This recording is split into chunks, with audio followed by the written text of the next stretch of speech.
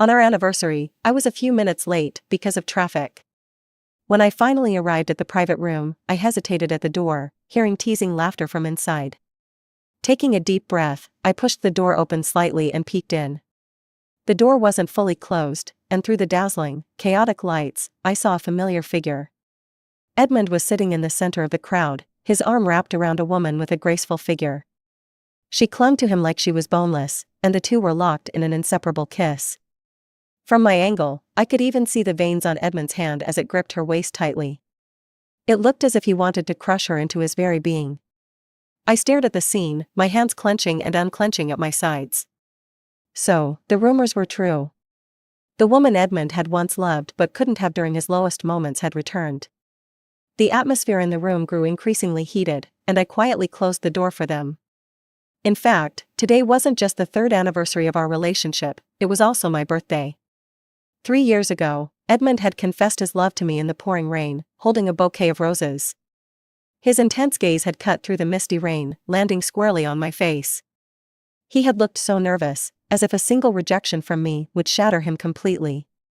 And now, 3 years later, on this day that was supposed to be special for us, he was passionately kissing her in front of everyone. The same man who, just last night, had promised me a surprise with all the sincerity in the world. I let out a bitter laugh and leaned against the doorframe. Over these 3 years, I had lashed out at him in frustration more times than I could count. But disappointment had piled up, one layer after another. Now, even witnessing this humiliating scene, I only felt a sense of relief. I flicked my lighter open and closed, staring at the flickering flame, lost in thought. Suddenly, it hit me. The way I looked at Edmund was like that flame. It had burned brightly when we first met. And now, it had quietly, silently, gone out. After what felt like an eternity, someone inside finally brought me up. "Edmund, aren't you afraid Joanna will be upset about you and Kristen?" "Why should she be? She's put up with all the other women Edmund's been with these past 3 years. If you ask me, Joanna can't live without him." Edmund stayed silent. Kristen stiffened, biting her lower lip as tears welled up in her eyes. "Edmund, you don't have to feel conflicted. I just wanted to see you one more time. I've missed you so much all these years. It's my fault, but I just couldn't help myself." Edmund lit a cigarette, his lips pressed into a thin line. Kristen tried to pry his hand off her waist, tears streaming down her face. "Joanna will be here soon. I shouldn't disturb you anymore." "Edmund, thank you for letting me have you, even if it was just for a little while. I'm happy, truly. I wish you and Joanna all the best." With that, Kristen, her eyes red, grabbed her bag and made to leave. The room fell into an awkward silence, but no one dared to stop her on Edmund's behalf. After all, compared to this sudden reappearance of his first love, Edmund and I had been together for 3 solid years. Just as Kristen was about to push the door open and run into me, Edmund finally snapped. He strode forward and pulled the trembling woman into his arms. "Kristen, it's not what you think between Joanna and me." He kissed her forehead repeatedly, his hand gently brushing away her tears. With a soft laugh, he murmured, "What do you mean, wish us happiness? I only want to be with you forever. I'll explain everything to Joanna. You don't need to worry about anything. Just stay by my side." Kristen shot him a playful glare, her tears turning into a smile. On the other side of the wall, I smirked, coldly. My wavering heart finally settled. "Edmund, you don't need to explain anything to me. If this is what you want, then so be it. We have no future together." It was just a change of leading lady, and our 3rd anniversary had now become the first day of their reunion. The room quickly grew lively again. I pulled out the gift I had spent 6 months preparing and began burning the stack of photos of us, one by one. The flames leaped and spread, devouring the images of our smiling faces. As the ashes fell, it felt like a chapter of my life had finally closed. Before I turned to leave, the last thing I saw was Kristen tilting her head, seductively licking the wine dripping down Edmund's throat. Edmund's eyes darkened, desire burning in his gaze. Kristen is so gentle and considerate. Edmund is really lucky. If Joanna were here, she'd just nag Edmund to drink less. So boring. Congratulations to Edmund for finally getting what he wanted, a beauty in his arms. Edmund smirked, a flash of triumph in his eyes. He cupped Kristen's face and kissed her deeply, despite her half-hearted attempts to pull away. I gave them one last indifferent glance, stepped over the ashes, and walked away. I didn't look back. While packing my things at the villa, I suddenly received a friend request. It was from Kristen. After a moment's hesitation, I accepted. Soon, Kristen sent me an audio recording. Edmund, Joanna didn't show up tonight. Is she mad at you? Does she know about us? I don't want to be the other woman. The sound of their intimate murmuring filled the air, followed by Edmund's soothing voice. Don't worry, sweetheart. It's not your fault. Honestly, I've been bored with her for a while now. I just felt sorry for her because she was so serious, so I didn't break it off. Joanna, she's like a goddess from afar, but up close, she's just ordinary. In bed, she's like a dead fish. So dull. She's nothing compared to you. What if she refuses to break up with you? I'll handle it. Don't worry, sweetheart. Ford, call Joanna later and tell her to find a hotel for tonight. I'm taking Kristen home. My phone slipped from my hand and hit the floor. I stared blankly at the darkened screen, my mind buzzing. If I hadn't heard it with my own ears, I would never have believed it. To please another woman, Edmund had belittled me behind my back to such an extent. I thought he was just a womanizer. But now I realized he was rotten to the core. These 3 years with Edmund hadn't been without their sweet moments. When he was pursuing me, it felt like he had used every sweet word in the world. Not only that, he had shown it through his actions, treating me like a treasure. He always put me first, making me his priority in everything. Every word I said got a response, every request was fulfilled. Once, while we were walking and I casually mentioned wanting to see the northern lights, he called me in the middle of the night and dragged my sleepy self onto a plane headed north. We never did see the aurora, but I'll always remember the way my heart raced when we embraced in the snowy wilderness. Back then, he had made me feel like he loved me more than he loved himself. But then, everything changed. At some point, other women started appearing around him. And his responses to me became increasingly. Perhaps, while he was degrading me to please Kristen, he had forgotten. He had once stood in the pouring rain, holding his heart out to me, begging for my love. Joanna, from now on, I'll be the one holding your umbrella on every rainy day.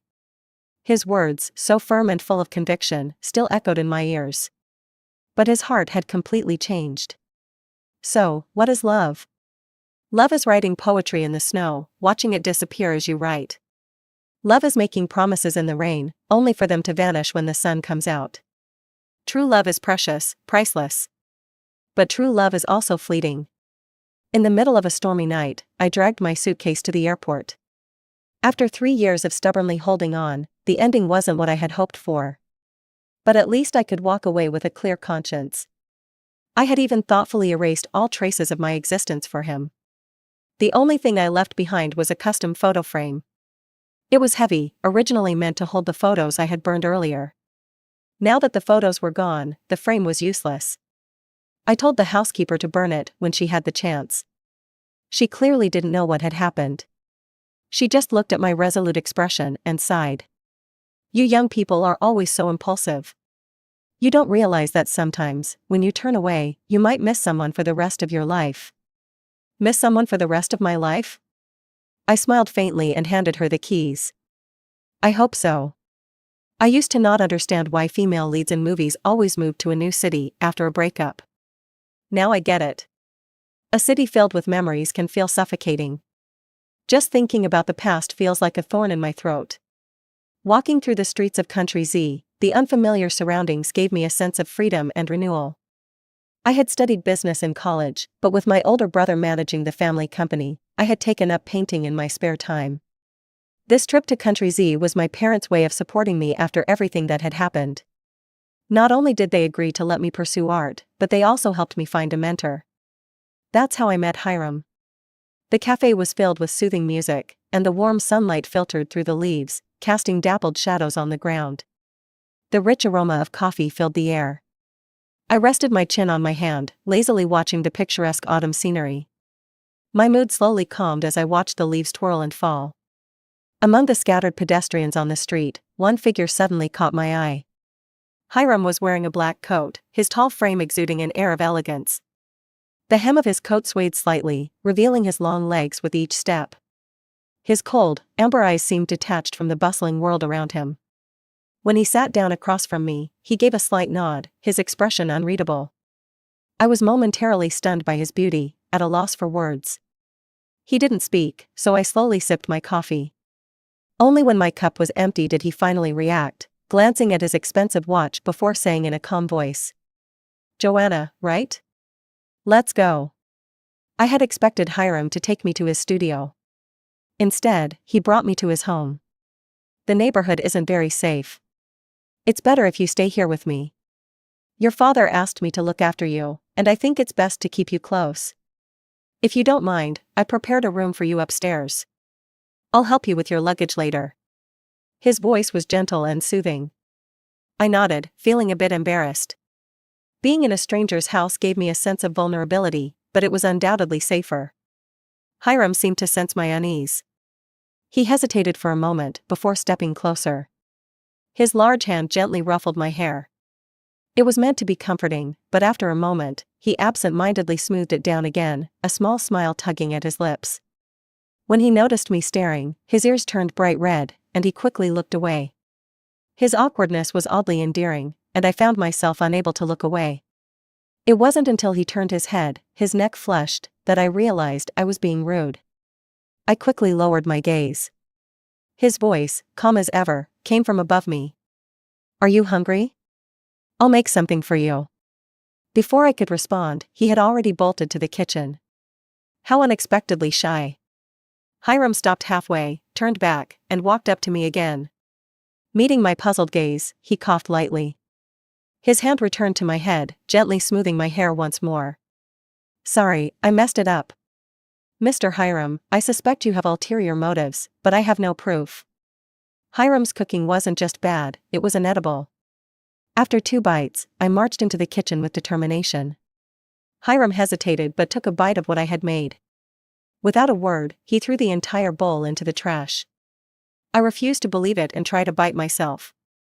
It was worse than his. "Please tell me you don't eat like this every day." I stared at his culinary disaster in disbelief.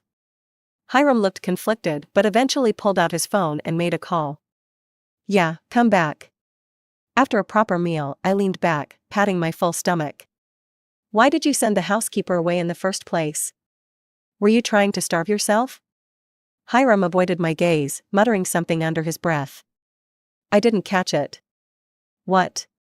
He looked up, his expression serious. "I thought I could take care of you." He was supposed to be looking after me on my father's behalf, but the way he said it made my face heat up. Seeing my reaction, he smiled faintly, his eyes softening. "I didn't do well this time, but I'll try harder next time." "Try harder at what?" "At taking care of you, at." My heart raced, and I had a feeling he was about to say something outrageous. I quickly looked away, cutting him off. "Oh, thank you." After living with Hiram for a few months, we grew closer. I realized that Hiram wasn't as cold and distant as he appeared. In fact, he was more thoughtful and warm than most people I had met. He always seemed to sense my hidden emotions, soothing them in his own way. When I first arrived, I had felt lost and helpless due to the language barrier and unfamiliar environment. I didn't know how he noticed, since I tried my best to hide it. But he started finding excuses to take me out, traveling, meeting his friends, and helping me adapt. The process was slow and tedious, but Hiram patiently guided me, offering his support in his own quiet way. Even his disastrous cooking gradually improved to suit my tastes. Being loved truly does help you grow. In just 6 months, I had gained 6 pounds. But more than my weight, my heart had changed. Under Hiram's care, my once dry heart became vibrant and full again. Though he was often quiet and reserved, I found his clumsy, careful affection more endearing than Edmund's empty sweet talk. It was during that time that a tiny seed of longing for Hiram began to sprout in my heart. When Hiram once again used the excuse of a friend's cat doing backflips to take me out, I bit my lip and took his hand. "You're such an idiot," I muttered softly. Hiram paused, then smiled, intertwining his fingers with mine. His usually cold eyes were filled with warmth, the affection in them almost overflowing. This man had no idea how charming he was. I looked down, trying to suppress my smile. My heart was racing, the little deer inside me jumping for joy. Driven by my deep passion for painting, I spent every day immersed in learning, following Hiram around without realizing how quickly time was passing. Before I knew it, I had been in Country Z for a full year. Those dark memories now felt like they belonged to another lifetime. One day, my best friend Destiny suddenly sent me a text. Edmund and Kristen broke up. I heard it was pretty messy. Lately, Edmund's been looking everywhere for you. He can't reach you, and he's been acting like a madman, almost ready to call the police. Are you planning to come back? If you still have feelings for him, The chat box kept showing typing. It was clear Destiny didn't want us to get back together, but she was worried I might do something reckless for him. During the 3 years I was with Edmund, his possessiveness had caused me to drift apart from almost all my friends. Only Destiny, despite being neglected, never held it against me or distanced herself. She had subtly criticized Edmund many times, though I hadn't listened back then. But now, I pursed my lips and glanced up quickly. Hiram was leaning against the window, his long legs casually crossed. His jade-like fingers held a paintbrush, his eyes downcast, his long lashes fluttering like butterfly wings. I quickly typed a reply while Hiram was absorbed in his painting. I'm not coming back. I found someone I like. Destiny replied almost instantly, oh my god. You've finally come to your senses. I've always said you could have anyone you wanted, but you were so hung up on Edmund, it drove me crazy. Show me a picture. What does he look like? I couldn't help but smile, my lips curving slightly. On a whim, I actually raised my phone and secretly snapped a photo of Hiram's profile. I hereby declare you two married. I need all his info in 3 minutes. I've dated more men than you, so I'll vet him for you. I held my phone, unable to suppress my grin. Handsome, rich, broad shoulders, slim waist, and long legs. Most importantly, he's never been in a relationship before. Totally pure. I was engrossed in the conversation when I suddenly noticed a shadow above me. Looking up, I saw Hiram leaning over me, his arms on either side of my chair, effectively trapping me.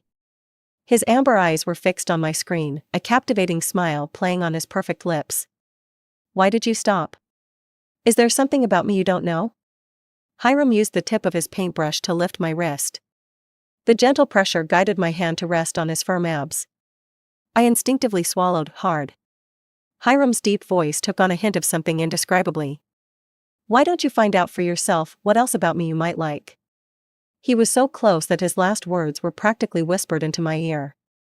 The warmth of his breath against my sensitive earlobe made me blush like a boiled shrimp. But he wasn't done. He leaned in closer, his nose brushing against mine, his voice low and hypnotic. Go ahead. Tell me what you like most about me. I tried to turn my head, but Hiram pulled me into his arms instead.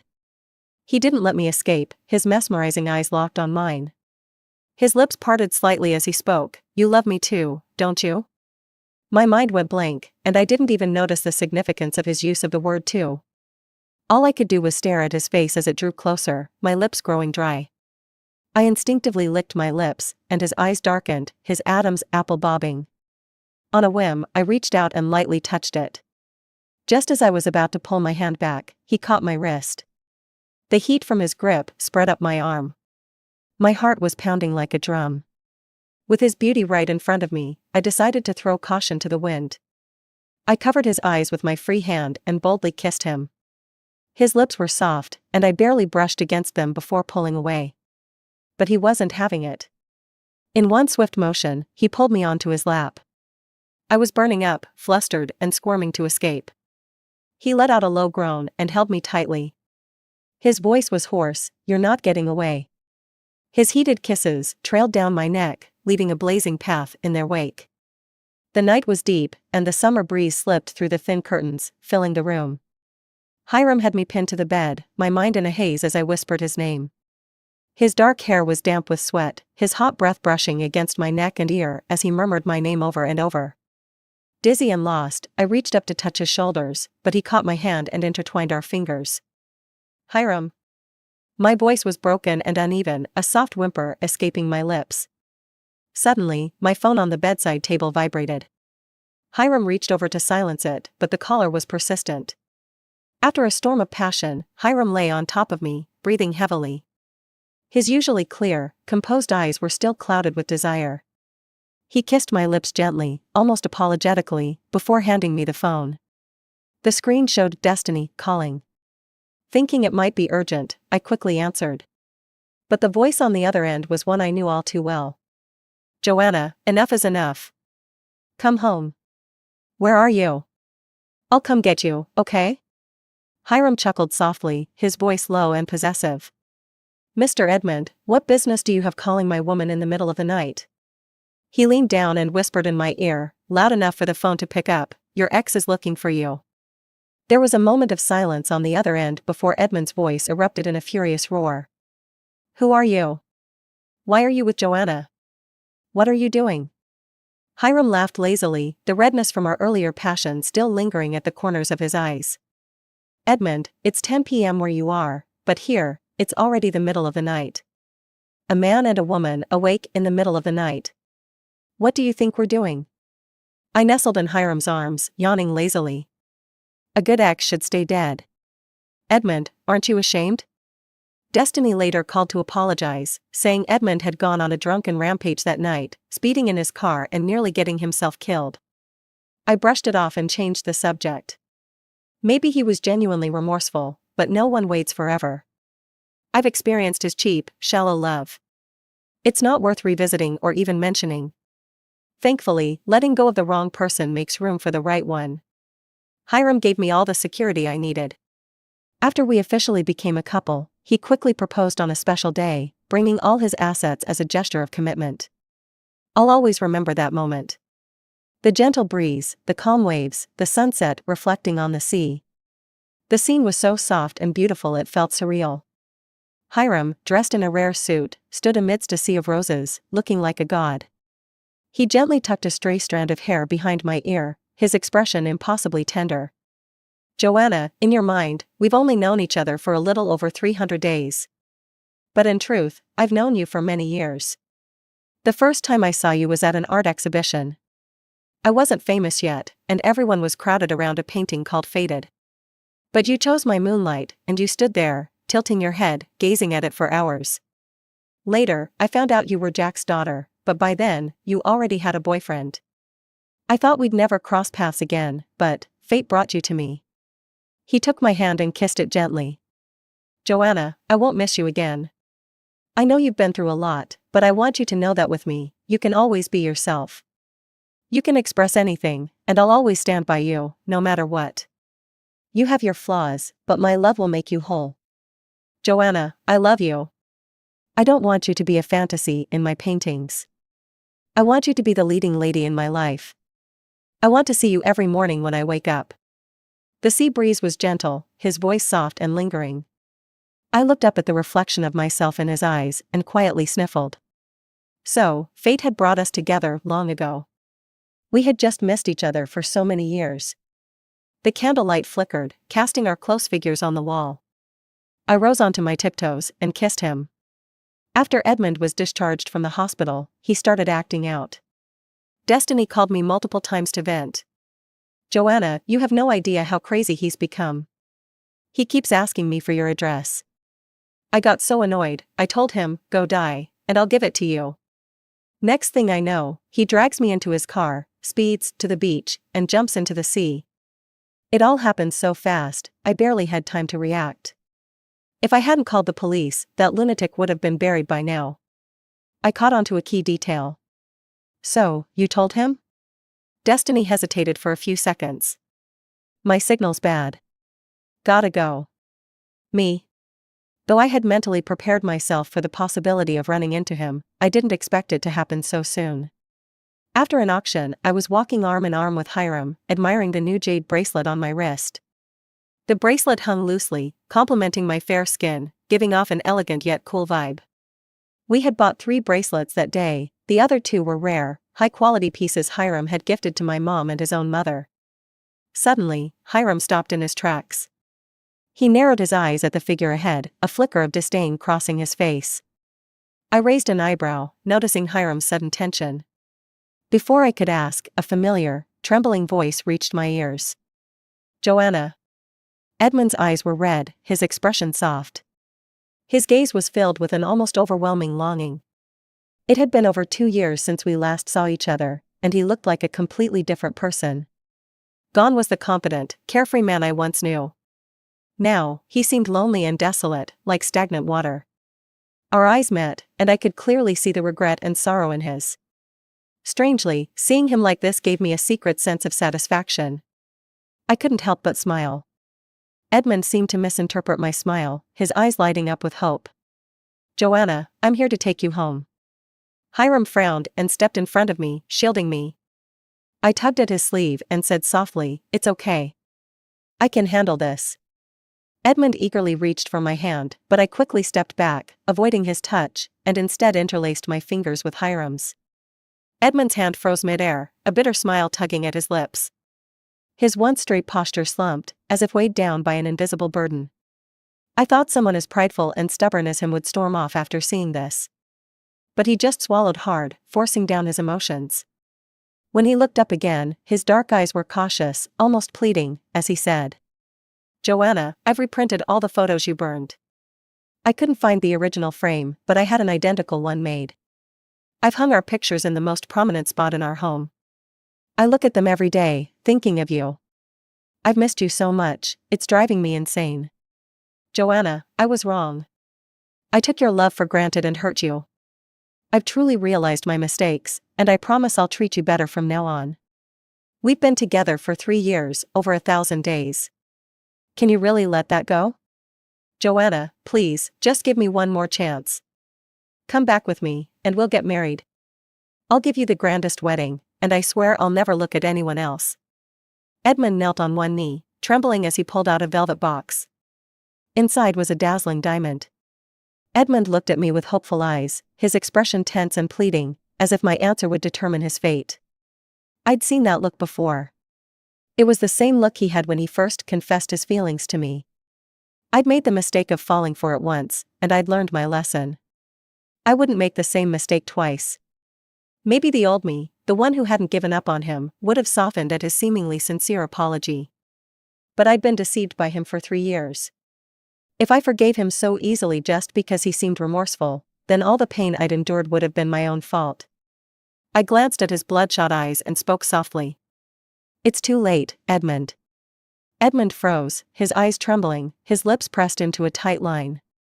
But he stubbornly held up the pink diamond. "What are you talking about? I don't understand. Look, I went through so much to get this diamond. You once told me it was your favorite." I stared at the pink diamond for a long time before letting out a bitter laugh. How ironic.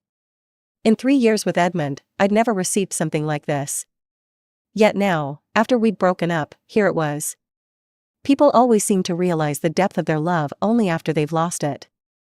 But I twisted the ring on my finger, the matching set with Hiram gleaming in the light. When I looked up at Edmund, my eyes were cold and distant. "You and this diamond are both flawed. Your realization, your regret, and your cheap love. They all came too late. I don't care anymore." I looked at him with cold indifference, calmly revealing the disgust I felt toward him. Edmund swayed unsteadily, almost losing his balance. The color drained from his face in an instant. "Don't do this. Didn't we promise to grow old together? How long have you even known him? What gives you the right to compare that with our 3 years?" He shouted, his voice trembling and raw with emotion, completely exposing his vulnerability. But I only laughed coldly, as if I'd heard the most ridiculous joke. "Edmund, you're so deep in your act that you've even convinced yourself, haven't you? Think back, did you ever mean those sweet nothings you used to whisper to me?" Edmund opened his mouth to speak, but not a single word of rebuttal came out. I used to mistake a worthless stone for a precious gem. Fortunately, I've finally found the one who truly belongs to me. I smiled gently and squeezed Hiram's warm, slender hand, never sparing Edmund another glance. "Let's go." "All right." As we walked past him, Edmund suddenly called out to me. He remained kneeling on the ground, his head hanging low as if all the strength had left his body. Joanna. If I had swallowed my pride and admitted my mistakes earlier, would you have forgiven me? I paused for a brief moment, letting out a quiet sigh and closing my eyes. You still don't understand why we ended up here. I know your issues stem from your upbringing, you have insecurities, you always need to test people. That's not your fault. But tell me, what did I do wrong? Why should my sincerity be trampled on like that?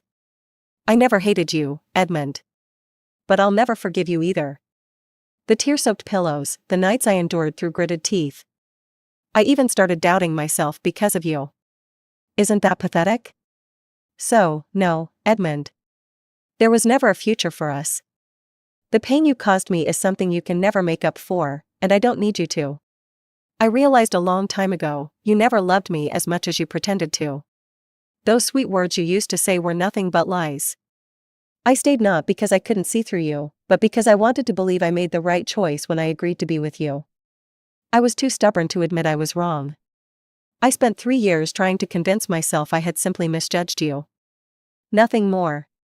I spoke as if I were calm, but deep down, the sadness was overwhelming. Not for Edmund. But for the girl I used to be, the one who once believed in the beauty of first love. My brother once had a huge fight with me over Edmund.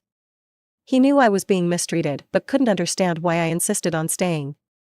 In his words, when you encounter someone emotionally broken, someone no amount of love can fix, let go immediately. Life isn't a movie. We can't save other people. Especially those who play with others' feelings and never value real love. The smartest thing to do is to cut your losses and walk away before they drag you down into their darkness. My brother and I bickered for over 20 years, but it took me this long to understand his point. Wasting your emotions on someone who doesn't deserve it is the greatest betrayal of your own life. Still, it's not too late to wake up now. After that day, I never saw Edmund again. No one mentioned his name in my life ever again, until the day I married Hiram. A servant brought over a gift box. When I opened it, I found a photo frame. It looked just like the custom frame I once ordered, only smaller. It was empty, there was no photo inside. Hiram took the frame from me, and as if he already knew, he flipped it over. A slip of yellow stationery peeked out from the back. Hiram raised an eyebrow and held it out to me. Want to read it? I couldn't help but laugh at the way he tried to hide his jealousy behind a calm facade. Why not? I teased, pretending to open the letter. As expected, he tensed up immediately, like he was bracing for a fight. Relax, I said, wrapping my arms around his. It's just trash, why bother? His expression softened as he tossed the frame into a rarely used cabinet. Joanna, I trust you, and I'll always respect your decisions. I'll keep it here. If you ever change your mind. I grabbed the frame and casually tossed it into the trash. Then, tugging on his collar, I pushed him down onto the bed and silenced him with a kiss. Hiram, I whispered against his lips, if you were a little bolder, a little more aggressive. I might have been yours a long time ago. His eyes darkened as his heated hands slid around my waist, tracing slow, deliberate circles. In the dim light, his voice dropped to a husky whisper. If I knew this was what you wanted, I would have stopped holding back. With a swift motion, my dress was torn apart and cast to the floor. Behind his broad shoulders, my high heels dangled precariously off the edge of the bed. We went at it until late into the night. I was so exhausted I could barely lift my arms. Yet, behind me, he still wasn't satisfied, his hand held my ankle firmly as he pulled me closer again. Baby, he murmured in a teasing tone, do you like me being this assertive? I kicked at him weakly, biting my lip in frustration. You're such a jerk. That only seemed to excite him more. With a low groan, he said, God, I love it when you talk like that. The moonlight spilled softly into the room, wrapping us in its quiet glow. Later, as I leaned against the balcony, letting the cool breeze wash over me, warm hands suddenly covered my eyes. Hiram kissed the nape of my neck, his voice full of affection. Joanna, you're more beautiful than the moonlight. Extra, Edmund. The truth is, Edmund regretted everything. That night, when he left the private room and saw the half-burned photos scattered across the floor, a sharp pain pierced his chest. He brushed it off and went home with Kristen in his arms. But as soon as he stepped inside, the house felt empty, eerily so. Everything connected to Joanna was gone, as if she had never been part of his life. The servants hesitated, wanting to speak but biting their tongues. Kristen, oblivious, giggled and urged him to join her in the shower. Later, when they fell into bed, she was all seduction, soft, alluring, irresistible. But then he caught a glimpse of the crumpled silk sheets, the same ones Joanna had chosen. The clash of her light, elegant scent against Kristen's heavy perfume felt suffocating. Irritated, he pushed Kristen aside and lit a cigarette, staring blankly at the empty nightstand. There should have been a small teddy bear there.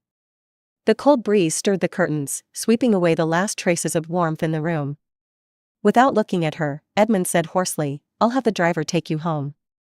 Kristen was the girl Edmund had a crush on during his teenage years. Back then, he wasn't the respected CEO he was today. He was just an ordinary, even somewhat miserable boy. His parents were constantly at each other's throats, fighting over their impending divorce. To them, his existence was nothing more than a burden, an obstacle to their freedom. Neither of them wanted this burden. He was like a ball being kicked back and forth, unwanted and unloved. A loner by nature, he fell for Kristen the moment he saw her surrounded by a crowd, the center of everyone's attention. Maybe it wasn't love at first sight, but he wanted her, the girl everyone else admired and desired. Back then, the gap between their social statuses was too wide, and he could only watch her from afar, never daring to approach. So when Kristen, now a famous celebrity, reached out to him and practically threw herself into his arms, he knew she wanted something. But even though he was fully aware of her motives, he still couldn't resist her. After Kristen left, Edmund placed his phone beside his pillow, wondering how many days it would take before Joanna called him. He knew Joanna must have seen the intimate photos of him and Kristen, that's why she had burned their old pictures. He admitted he had crossed a line tonight with Kristen. But he had stopped himself in time before things spiraled out of control. If Joanna was really that angry, he figured he would just swallow his pride and coax her back. Edmund always knew that he loved Joanna. But he couldn't stand the monotony of everyday life, and he couldn't accept a relationship that felt too ordinary. When he pursued Joanna, he had done so with grand, public gestures that everyone talked about. But after they got together, the excitement faded, and he grew bored. To him, these women who threw themselves at him were nothing more than distractions from his dull reality. Joanna would get jealous. She would cry, her eyes turning red as she asked why he kept hurting her. Outwardly, he acted irritated by her emotional outbursts, but deep down, he secretly enjoyed seeing her heartache. Look, he would think to himself. Even the woman everyone sees as an unattainable goddess still breaks down and begs for my affection. But at some point, Joanna stopped reacting. She no longer questioned him. No longer lashed out. She just stood by quietly, watching his reckless behavior with cold indifference. Friends tried to warn him. Destiny, Joanna's best friend, had yelled at him countless times. But he was too obsessed with testing the limits of Joanna's love. He needed to know that no matter what he did, she wouldn't leave him. What he didn't realize was that every time he broke her heart, Joanna silently tucked that pain away. The sweet memories from their first 6 months together were eventually drowned by the countless betrayals that followed. Disappointment grew into regret, an endless, suffocating regret. By the time he finally understood his own feelings, it was too late. 3 months after Joanna left, the media couldn't get enough of Edmund and Kristen's increasingly public displays of affection. Rumors even swirled that they were getting married. But behind the scenes, away from the cameras, things were different.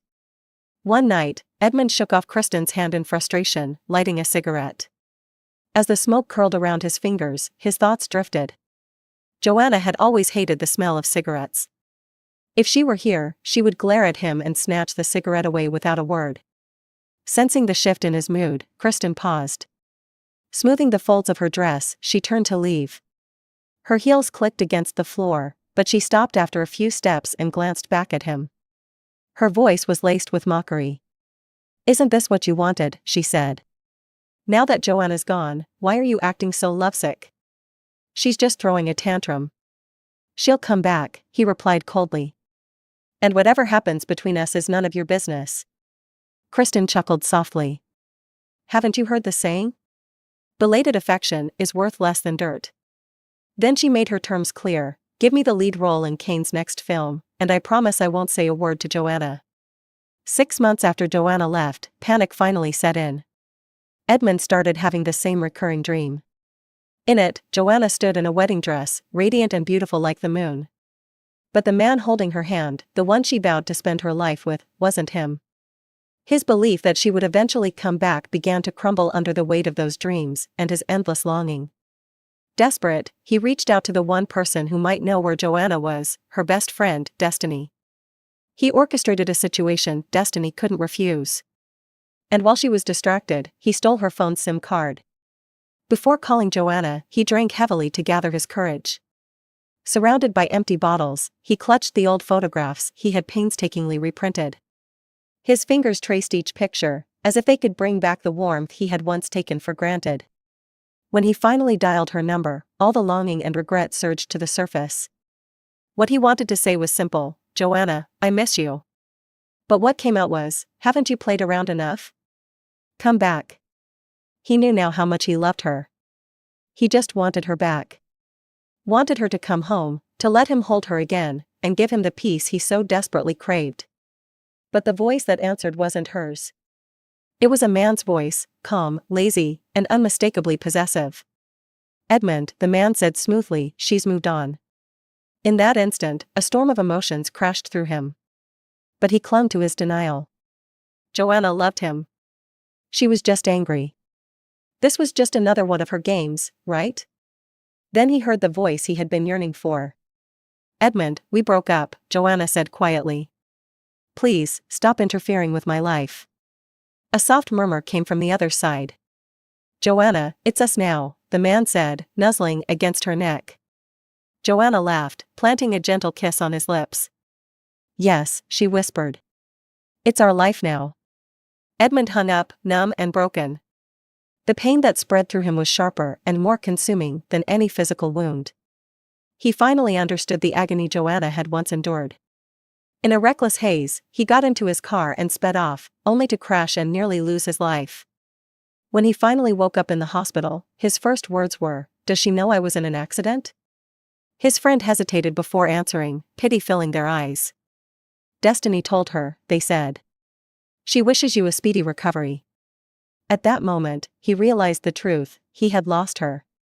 Completely and irrevocably. Time moved on. At a press conference, a reporter asked him, "You've had a smooth and successful life. Any regrets?"